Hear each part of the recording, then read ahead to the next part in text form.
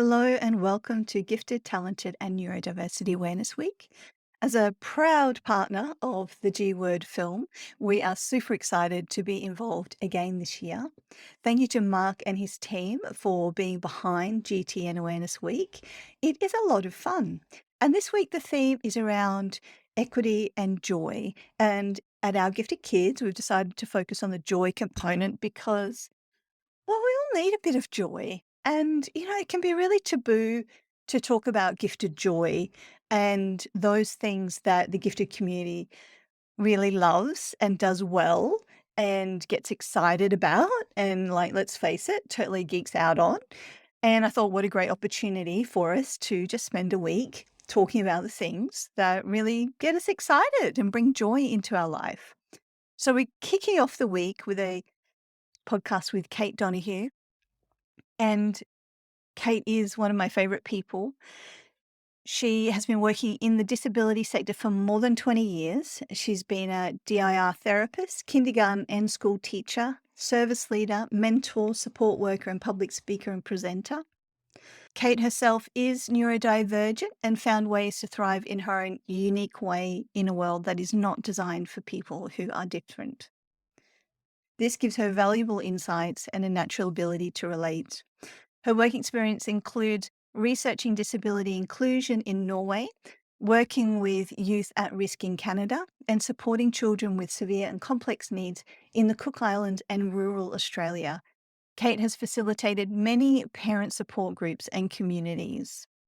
But her learning journey really began when she became a parent to two neurodivergent girls and began to explore her own neurodivergence from a neurodivergent affirming perspective. She's supported hundreds of neurodivergent people and their families, educators, therapists, and employers in the last 20 years. She has a deep understanding of neurodivergence, which she uses to mentor, educate, and support, regardless of where people are on their journey. I often suggest that people get in touch with Kate when they have really complex kiddos and really complex families, because she's just one of those people that really gets the complexity and how one thing impacts on another. So it was fabulous today to talk to Kate about play and why play is really important and why it's different for us as neurodivergent folk. So it's despite we were both a little bit knackered and my brain was probably a bit slower than Kate, she did a great job.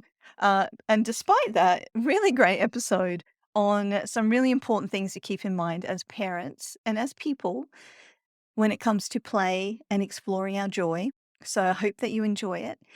Now, as Gifted, Talented and Neurodiversity Awareness Week, you can register at the G Word and stay on top of all the free stuff that goes on this week, because there is a lot out there and some really cool things. So please check out those links. Also, here at Our Gifted Kids, we are putting a podcast on every single day. So it's a big week for us. And I hope you enjoy those. You can subscribe at Our Gifted Kids and not miss anything. We've also got our doors open to our 3 new online communities. So you can check them out at ourgiftedkids.com/hub and see what the fuss is all about. There's a couple of cool videos there that show you what our online portals look like and tell you a bit more about what we offer. And it's just a way, the whole point of all this is, how do we make the journey easier for parents, for us as people, for our kids, and bringing together all of the knowledge, the experts, the professional, the parents, the lived experience, so that we can feel seen, we can feel heard, we can feel less alone, we can stay quirky. So stay quirky, have fun, and I'll talk to you again tomorrow. Enjoy. Hi, I'm Sophia Elliott. As a parent of 3 gifted kids, I'm here to talk about all things gifted, because I've been isolated and uncertain, and I felt like that parent. Then I found peace of mind, support, and my community. This podcast is about sharing that journey, actually parenting gifted kids, and connecting with advice and support. So we have everything we need for every member of our family to thrive. This is the Our Gifted Kid podcast. I'm here with Kate Donohue, one of my favorite people, because it's anyone listening, it's like Monday of week one. No, it's not. It's Monday of day one of Gifted, Talented, and Neurodiversity Awareness Week. And we're here to talk to Kate about play, because play is this massive part of joy, play, right? And our brains are both a little bit fried. So this will be an interesting conversation. I'm trying to do effectively 7 podcasts in a week and a half. So I'm a little bit fried. I always enjoy these things, but they're a challenge to get through.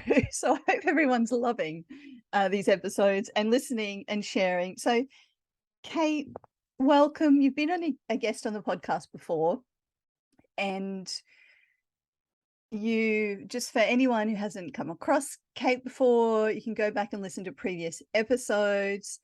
She's just an awesome person, and one of the few folk out there who just kind of gets that very deep complexity of neurodivergence. And welcome. It's a delight to have you here. Thank you. Thank you for having me. And I'm very excited to be talking about play, because over 15 years ago, I started my first degree in early childhood development, which was all about the importance of play. And then I went out into the real world of teaching and parenting and realized that our society and our culture has a very different view on play than what the research says about the importance of play and the developing brain and body. So this is a topic that I love to talk about. So thank you for inviting me. And anyone who's watching the video on our online portal, Kate's brought along her bunny. But yes, this is Blue. Oh, Blue's shy. Blue. He's hiding. He's snuggling. It's so beautiful. Hello, Blue. Welcome to the podcast as well. Yeah, play, right? As a parent, I came across Montessori philosophy quite early in parenthood. And one of the things that I really love that's always stuck with me was they say something along the lines of play is the work of children. It's literally that important. It is their work, and it should be respected and not interrupted. And we should allow that grace for them when they're playing and getting into things, because they're doing real work for themselves. Absolutely. It is what children are generally naturally drawn to. It's the space where they are actively involved, their whole brain, their entire body. And when real problems arise, this is when they can actually access different parts of themselves. So it's when we're teaching children, they have it's a lot less effective, because their engagement level varies, their interest level, their capacity, where they're at as an individual. But play, they come at it from where they are at that time. So it is always very relevant to them. And the thing that we miss, so in Scandinavian countries, they don't introduce formal literacy and numeracy learning until about 7 years of age, and their outcomes are much better than other places where we start at 5. So we have this idea that repetition is best, and really narrowing down into what learning can look like. But children's brains and bodies are much more dynamic than often what we think as adults. There are many things that are underlying development that we don't know about. For example, if a child is struggling to write, the best option isn't always to get them to practice with a pencil more and more. This doesn't always produce very good outcomes, because there are some underlying fine motor skills that need to be developed. So playing with Play-Doh, playing in the sand, building things with their fingers is actually what they need before they can start to write. So doing more of the same thing won't necessarily get better results. Doing a broad range of activities like what play can offer, one, it is actually what they need for their developing bodies, and two, it is very engaging. So they're invested in this. We as neurodivergent people, when we are in that flow state, when we are engaged in what we're doing, our brains are 400 times more effective at learning than a neurotypical brain. So as gifted and neurodivergent people, particularly as kids, the ability to throw our whole selves into our passions is our learning style. It is how we learn best. So if we're stopping our children, and this is the way school's designed, to from that deep dive, because we go really, really deep, we go really, really broad. We want to know all the connections and all the pieces and know about our passion at that time, but we can't do that in small blocks. That is really difficult because transitions are often really difficult. Switching tasks are really difficult, and sometimes starting a task, even if we want to. So there's executive function differences in a neurodivergent brain, including gifted children and adults, that mean that some of the structures we have in society don't allow us to get the best out of our brains, to really be able to develop the skills to know how to follow our passions and interests. Because sometimes when we watch our kids, we kind of sometimes are like, I wish they would put as much energy and effort into, getting ready for school or going to school or reading or science, when that's not their passion. But we have to trust that they're learning a lot of skills in the play and the engagement that they're doing. We just don't always know where they're going, so we can't control what they're learning, how they're learning, what they're doing. Particularly a lot of our gifted kids, they charge full ahead, and we're just struggling to keep up and run behind them to try and help them to, or well, we need to understand where they're at so we can support them. But and the analogy we were talking about before this podcast is sometimes we mistaken ourselves for being the engineer of our children, and this isn't the case. We're actually more like a shepherd, so that we're providing the environment, we're supporting them, we're scaffolding them, and we're encouraging them to be themselves and learning ways that work for them. And play is the perfect medium to be able to do that. So a few things you've said there. I mean, there's a bunch of things you said there, but a few really relevant that jump out for gifted neurodiverse kids is like repetition is not as great as it sounds, and doing more of the same. So it's that typical kind of thing of, oh, they're gifted, give them more worksheets. And it's kind of like, actually, that's the number one way to lose engagement, and make for a very unhappy gifted child, is just more worksheets. But what we could be doing instead is respecting that depth, that deep dive, and actually creating that space for them to get fully engaged in what they're really engaged about, which I think is important to know and get as a parent, because we want to help, we want to support, we want to see them improve in those areas where they might be struggling, and they're racing off ahead of us and we're trying to keep up and provide opportunities. It can get really kind of overwhelming, and it can be hard to know, are we doing the right thing? Is it too much? Is it not enough? But some of what you've said there is take a breath and play, because within that play and that special interest, you're actually going to get the focus and the skill development on those things that they need, without kind of feeling like we've got to force the issue all the time. Because I know myself having to have learnt that lesson, especially in the early days, of kind of trusting in the journey and trusting in your kids, Yeah. and understanding how important it is to support those special interests, even though they might seem a bit odd, or they might be, okay, we're memorizing all of the Pokemon, or, we're memorizing all of the train timetables, or I don't know, whatever quirky kind of thing it might be. But what I found is one thing will lead to another. And you never know where you will end up. That Pokemon obsession and learning them all may end up with some creative writing, stop motion animation, and it's kind of like, where can we take that special interest? How can we expand on that a bit and explore, because they're so engaged in that particular play. So, and I think this is one of the things I wanted to talk with you about today is the special interest, and how important that is to the gifted neurodivergent brain. and how much we need to kind of honor and respect that space because it's a space that really does provide intense joy and satisfaction, regardless of how quirky it is. And it's deeper than that as well. It's also how we identify. Often, for many neurodivergent people, we relate to our special interests just like a child relates to significant family members. So, spending time with that interest builds a sense of well-being and a sense of self.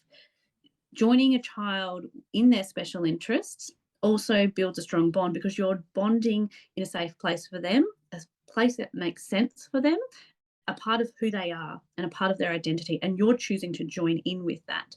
So it's a lot deeper, particularly if for neurotypical people to understand our relationship to our special interests should be seen as a significant relationship that we would have with someone important in our life. That's why it's really important not to take away interests as punishments or to interfere with that, because it would be similar to taking a parent away from a child because they threw something. Like, we've got to really be mindful that special interests are relationships that need to be protected, that need to be invested in, and from that place, it's not just about the content of what they're learning. If they're learning geography, you might be like, great. If they're learning about Pokemon, you might be like, oh, that's not valuable. But it is, because underneath that are dispositions for learning. And that's what's important, and what sets us up for success later on is, how do I problem solve? Like, it's all the things that are going on in their brain, all the neurons that are developing through the activity, even if we don't value the activity within itself. So we can often think, oh, but they've spent so much time doing this thing that I don't think is actually very educational or valuable. But there's a lot of things going on underneath. And the thing is, yes, it might be better if they were doing other things, but that's not real. That's not who they are. That's not where they're at that time. And often I find parents say things like, oh, but they won't join me in other things. I try and play with that. I try and engage them in other things that other kids their age are engaging in. We always must join our children first. So when we bond with our children and we engage with them, and that relationship is really enjoyable for them and mutually respectful, we've got a lot more scope to say, hey, I found this really exciting thing I'd love to share with you. And they're more likely to be able to join in with us. And that's also developing reciprocity and social skills, but it's done from a place of joy rather than a place of, we should be doing this. So when we come from that really authentic place, this is very therapeutic for our kids who struggle with other relationships, because we're role modeling how to follow their lead, and then maybe inviting them to follow our lead. So there's a lot we can do by joining our children very naturally, and by seeing where they're at in that space. And if we decide we want to be able to introduce them to other things, we can just trial that out. And it's okay if they don't. That moment they might not be ready. But if we do it with a lot of safety and we do it with a lot of care and consideration, there's more scope to be able to do those things in the future. I really like that. Just the simplicity of, what is my child into, right? Shall we spend an hour doing that? And I mean, to be sure, as a parent, it can get a bit exhausting Yes. listening to the special interests, because they will tell you for a long time, many times, in great depth and detail. And so I want to validate and acknowledge how exhausting that can be. But at the same time, I've certainly seen and experienced that connection from just taking the time and kind of going, oh, tell me what you've learned in that thing, or what's your newest kind of fact of the day, or yeah, just even a small amount of connection on that point can be really beautiful. And I think, yeah, I think the kids feel really seen by that as well, which is really nice. I'd like to extend what you're saying about the challenges of the reality of doing this, Mhm. because a lot of Yeah. what I do is about reality and how complex it can be. So it's okay to say things like, I can see this is really important for you right now, but I have a bit of a traffic jam going in my brain. I'm going to go grab a cup of tea, take a couple of breaths. One, we're role modeling regulation. We're also putting some boundaries around. And not all kids can cope with boundaries, but if your child can, it's okay to say, this, I can see this is really, really important to you, and I want to be able to be in a position to listen or to join you. I'm going to grab my snacks or going to grab my cup of tea, and then we can go from there. And then that gives you a moment to prepare, because sometimes it's a lot. Like sometimes my Mm. brain hurts. Like I literally am like, I don't think I can like hear any more words. They're just, even if I wanted to, I'm having sensory overload.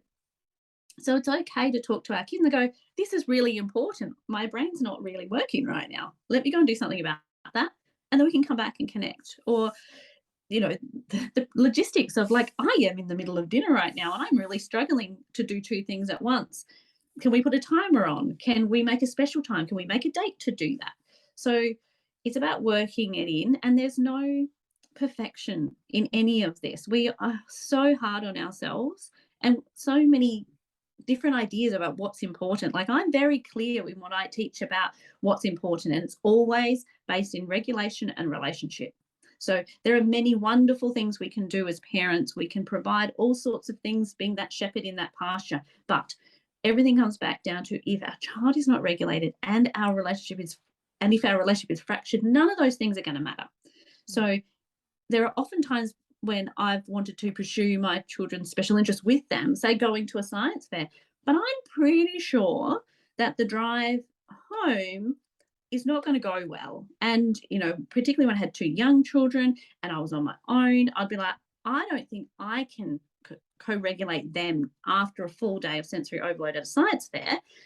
So I've had to make a decision that investing in their special interests in that way isn't in the best interest of our relationship and regulation. So we've done other things. So we don't have to do everything and be everything if we can't manage it. It's okay to make other choices and make sure it's sustainable.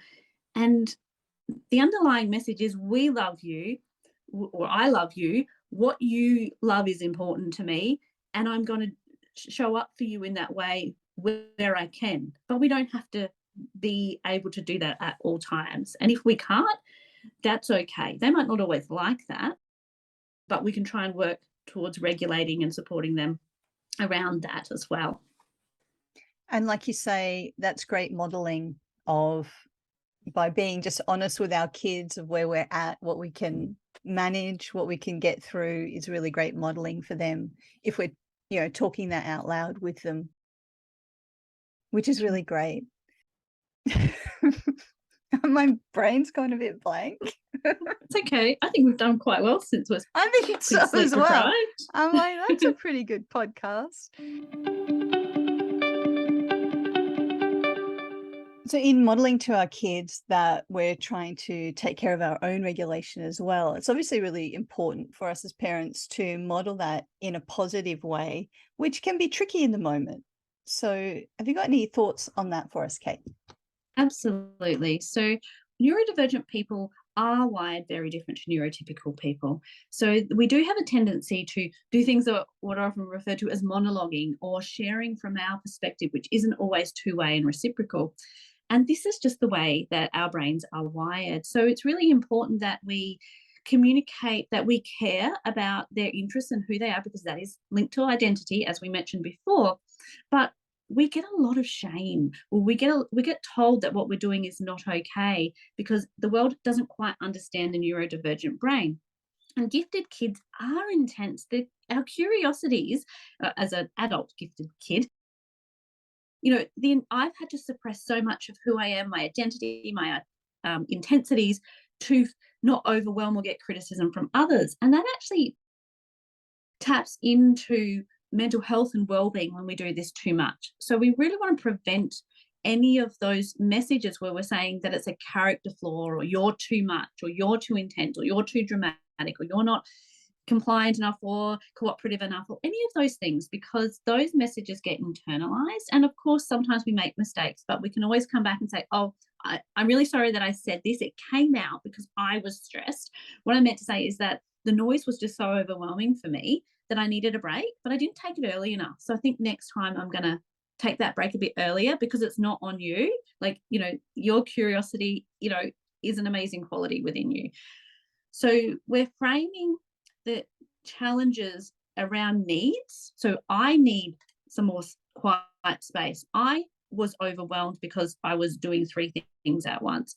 I would like to meet your needs of connection through your interest, but I need to make sure it's working for my needs as well, which is a tricky conversation to have if we're not used to speaking in terms of needs we're often used to going to, you're too much, or stop that, or be quiet, or I've already told you 3 times that, to go and do your shoes and not talk about rocks.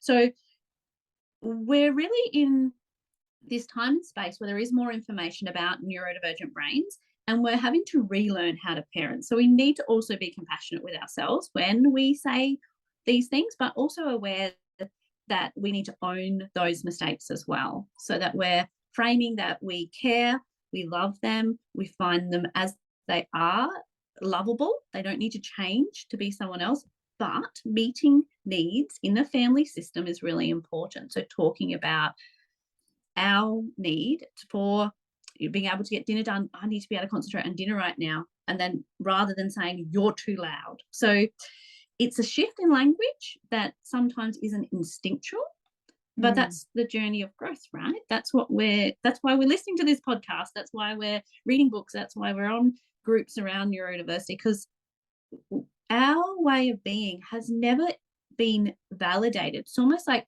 our way of being in the world didn't exist. We had to either mask or get excluded because of our differences. And that's starting to change now, but we all have this internalized ableism. Even us who have these disabilities, we have to unpack the messages that it's not okay to be this way, or it's too much. So unpacking, unfortunately, it's a hard thing to face in ourselves, but unpacking internalized ableism or externalized ableism is a part of this parenting journey that we're really called to be on, so that we can provide emotionally safe relationships and spaces for our kids, so they do get a better sense of belonging than those of us who grew up in the decades before, because we want them to grow up to be healthy and well. That's what we all want. And a primary need for all of us is to feel like we belong. And if we're getting lots of small messages or large messages that what we're doing excludes us or isn't okay, then we don't develop that sense of belonging. And that's a foundational need. And when needs aren't met, there are often secondary health issues and mental health issues. So by working on how we frame and how we think, it actually comes from the thinking as well, or catching our thinking and changing our thinking. When we do this work, we can actually change the course of our children and the impact that we have on them. Yeah, so the messages that we're getting from the world, within our families, unintentionally, can be really important to have a look at and be conscious about. And so a couple of things I was thinking of there is, that moment in the afternoon where it's all a bit loud, and instead of going, you're all too noisy, reframing and going, my brain is feeling completely overwhelmed with sound. Can you use your inside voices? Can you go play outside for me, which would really help me? I'm also going to go put my ear things in because I'm going to look after myself in that way, and I'm going to turn the music off, and kind of talking about it in terms of what we need to open up those conversations about needs and expressing those, which I think is really great and can be a shift in terms of that parenting language. I certainly have gotten in the habit of having a very similar conversation to what I just described, because I do get really overwhelmed with noise.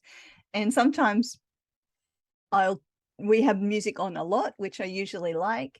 And sometimes I'll just be like, I'm sorry, I just can't deal with the sound. That sound. Is it okay if we turn the music off? And just kind of communicate where I'm at with members of my family, which I think is really helpful. So we introduced this Gifted, Talented Neurodiversity Awareness Week last week with an episode with Marc Smolowitz from the G Word. And one of the things he was talking about was the reason why the theme for this week is about joy, or part of the theme is joy, is because as a community, a neurodivergent community, there has been a real taboo around celebrating those things which bring us joy, celebrating those areas where we succeed, especially in the gifted realm, sometimes wildly succeed because it brings us joy and it's very much a part of who we are and what comes naturally to us. And there's a real taboo about that, which just kind of sucks. And so this was an opportunity for a week to kind of go, this is what brings me joy, and I want to share it. and I want to talk about it and hopefully get a little bit of validation to go deep dive into that thing as a parent and encouraging your kids because as you've said, during this podcast, it's a really important part of the way our brain works, our identity, our key relationships, those things that we deeply love and bring us joy. And, this week is a real opportunity to have a little look around at yourself and your family members and maybe just take a moment to kind of think, well, what is it that brings them joy? What is it that brings me joy? And how can we get involved in that or support that or reframe that now that we understand what an important thing these deep special interests are and the different things that can bring us joy?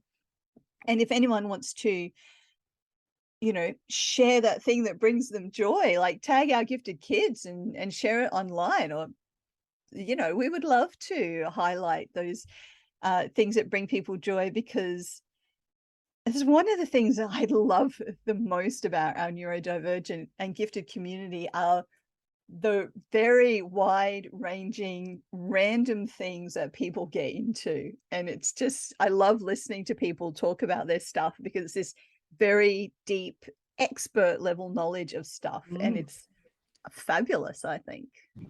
One of the really important things that have stuck with me is when somebody said that a lot of neurodivergent people have an internal curriculum. It doesn't line up with the school curriculum or the expectations that society has of people at certain ages, but we need to trust that our neurodivergent people are going to learn and grow. It may not look like how everybody else does it, but it's a very valuable and important thing that we give them the space to do that because this is being neurodivergent affirming.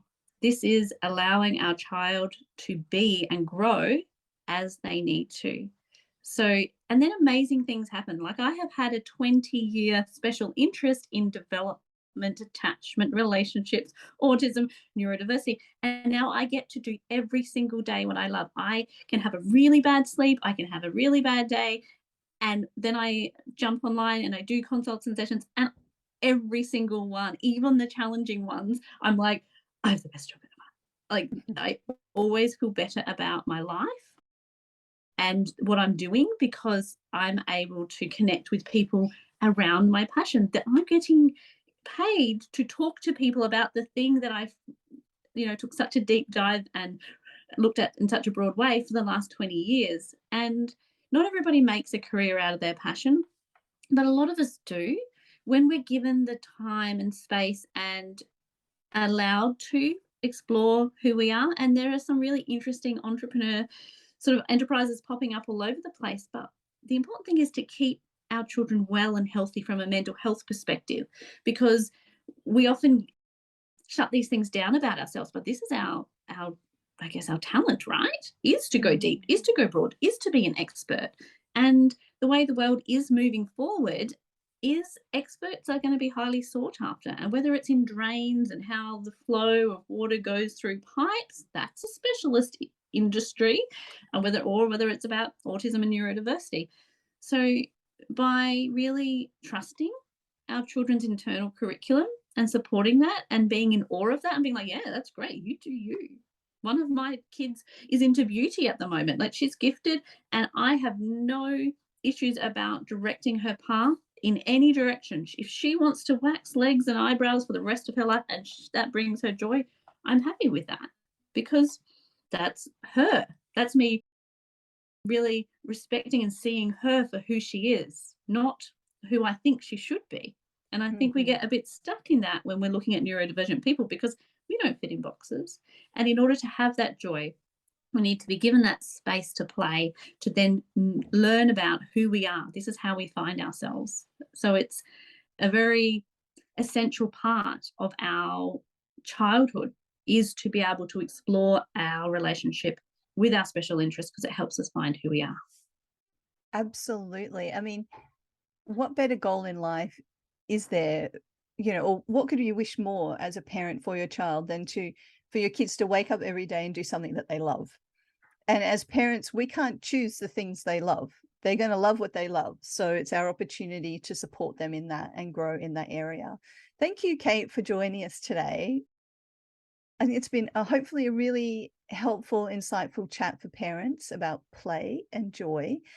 And hopefully people will have something there to think about this week. And maybe if you're listening, you would like to share with us what your joy is. We would really love that, regardless of whether it's still Gifted, Talented, Neurodiversity Week or not. We're always up for sharing the joy. Before we go, Kate, tell us how people can get in touch with you, because you work online, you do a lot of Zoom, so you can work with people from all over the place. So we will put your website in the show notes, but tell us a little bit about that. Yeah, so I have two things that I support parents with. Essentially, most of what I do is with parents because it's what I'm passionate about. It's about helping parents to understand their individual child's needs and also who they are and how they can be that mentor in their child's life. So I do group sessions. I have a community where I've got a recorded course which you can go through at your leisure with a heap of online resources.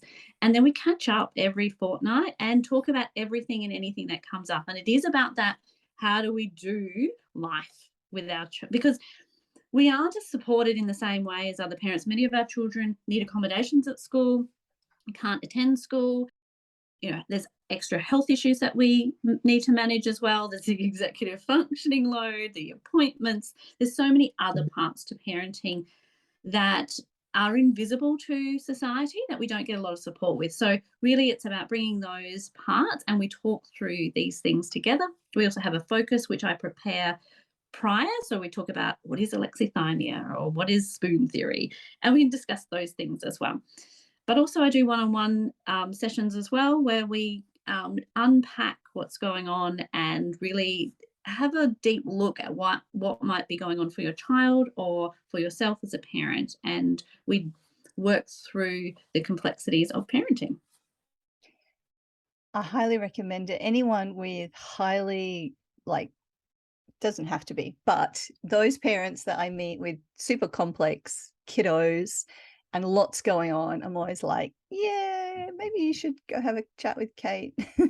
I love because they're the people I love. Like, come and chat to me because that's the life I've lived and that's the person who I've been. I've got like 5 different disabilities. So, and so do my kids and so do all the people that I work with. Like, the people come to me when they have often PDA profiles, often 2E profiles.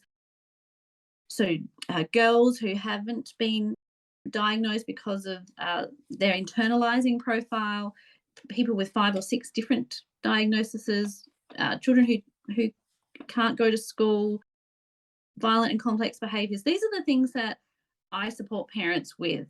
And this is the area that I feel very passionate about because I find that it's really important to do that deep dive because it is often very complex. There's no simple strategy. You can't just follow a textbook or a training program because it is really about how do we help our child to know that they're loved and supported while also helping them to navigate the world while they're really struggling within their body. And that's a really complex task as a parent. Oh, absolutely. Absolutely. So if that resonates with you, super complex kiddos, families, grown-ups, definitely check out Kate and find her online at Dynamic Parenting, and links will be in the show notes. Thank you so much for joining us today. It's been an absolute delight. I've absolutely loved it. Always love being on your podcast and just talking because we're on such the same level, and being able to talk about what we're interested in is an absolute pleasure. It is, and both geek out on our favorite things. It's great. Bye. Thank you so much. If you enjoyed this episode and it inspired you in some way, I'd love to hear about your biggest takeaway in the comments. For more episodes, you can subscribe, and to help others find our podcast, please leave a review. You can find show notes and more resources at ourgiftedkids.com, and connect with us on Facebook and Instagram. See you in the same place next week.